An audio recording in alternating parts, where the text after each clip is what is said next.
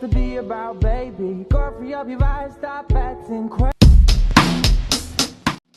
Bonjour everybody and welcome back to my YouTube channel. Today I'm going to show you how to do the typewriter effect on KitKat Pro. So first off, you're going to click the plus button on the left side and you're going to select text. And then you're going to type in the word you want. The font I'm currently using is Helvetica Bold Oblique, so nobody asks me, sorry. But also sounds so good. So once you've done that, you're going to click the one button and you're going to click the plus sign again. Not the same plus sign, but like a plus sign. And you're going to add a custom transition, which is right here. Transition personnalisé. I'm sorry, my phone is in French. Please forgive me.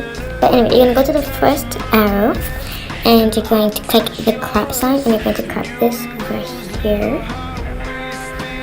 And click done. Then you're going to add another custom transition if you want to typewriter out as well. And you're going to go to the second arrow now and you're going to click crop button. And you're going to drag it in the same direction so that way it goes typewriter out this way, like it's racing. Like, okay, hope you understand that. And now this is what it should look like basically.